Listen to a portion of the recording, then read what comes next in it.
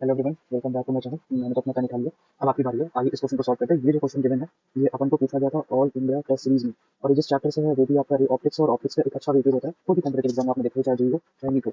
क्या बोल रहा है कि एक स्क्वायर वायर फ्रेम है, एक स्क्वायर वायर फ्रेम है जिसका साइड 3 सेंटीमीटर है, इस placed 2 centimetre away from a concave mirror of opening 10 centimetre. हम एक काम करते हैं कि हम इसको फिगर पहले बना लेते हैं। तो ये आपका मान लेते हैं, ये अपने पास क्या है, ये अपने पास है, ये अपने पास क्या है, ये अपने पास है कनकेव मिरर, सॉरी, हाँ।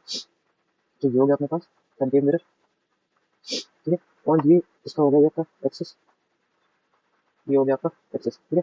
तो अब क्या बोल रहा है कि एक स्क्वायर फ्रेम, ठीक है, ये हो गया आपका, ये हो गया आपका स्क्वायर फ्रेम, और इस स्क्वायर फ्रेम का जो साइड है वो कितना है, 3 सेंटीमीटर, या क्वेश्चन में गिवन, ठीक है। एंड इज प्लेस्ड, ठीक है, बोला कि यहाँ से यहाँ तक का जो डिस्टेंस है वो कितना गिवन है, वो जो डिस्टेंस गिवन है वो आपका है 25 सेंटीमीटर। और इस कनकेव मिरर का जो फोकल लेंथ है वो कितना गिवन है, 10 सेंटीमीटर, ठीक है। ये तो हो गया। अब बोल रहा है कि what is the area enclose by the image of the body. हमसे पूछ रहा है कि area enclose by image, area enclose by the image कितना होगा। तो अगर हम फोकस की बात करें तो फोकस हो गया -10 सेंटीमीटर, ठीक है, क्योंकि कंटेनर में का फोकल लेंथ आपका नेगेटिव, और यू की बात करेंगे तो हो गया -25 सेंटीमीटर। तो अब देखिए area enclose by the image में आपको एक फॉर्मूला आपको याद होना चाहिए कि एम सुपरफिशियल, ठीक है, या फिर जब एरिया की बात होती है इज इक्वल टू क्या होता है, एम टी का स्क्वायर, मतलब कि ट्रांसवर्स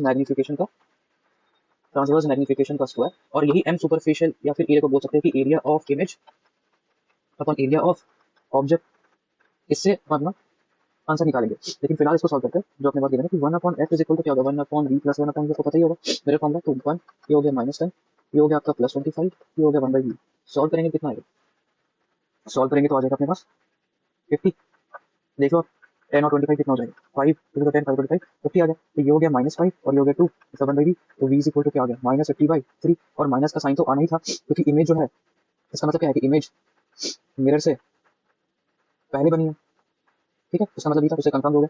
अब हमको क्या निकालना है, हमको निकालना है एम ट्रांसवर्स। तो एम ट्रांसवर्स का फॉर्मूला क्या होता है, एम ट्रांसवर्स का जो फॉर्मूला होता है -v/2। तो माइनस का साइन बाहर रखो, और v की वैल्यू भी निकाल के आया था, क्या था, -50/3, ठीक है। और u की वैल्यू क्या थी, -25, देख लो। तो बस वो सॉल्व करो, कितना हो जाएगा, माइनस माइनस कटा, तो ये हो जाएगा -2/3। तो एम ट्रांसवर्स का वैल्यू आ गया -2/3। अब एम ट्रांसवर्स का स्क्वायर इज इक्वल टू क्या होता है, area of the image upon area of the object, मतलब कि -2/3 का स्क्वायर।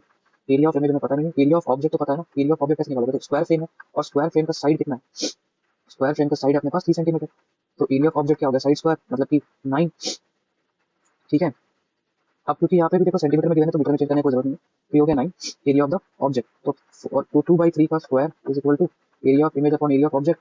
तो 9 से 3 का स्क्वायर कट गया, ये हो गया 4। तो एरिया ऑफ इमेज कितना होगा, एरिया ऑफ इमेज होगा 4 सेंटीमीटर स्क्वायर। तो ये ऑप्शन अपना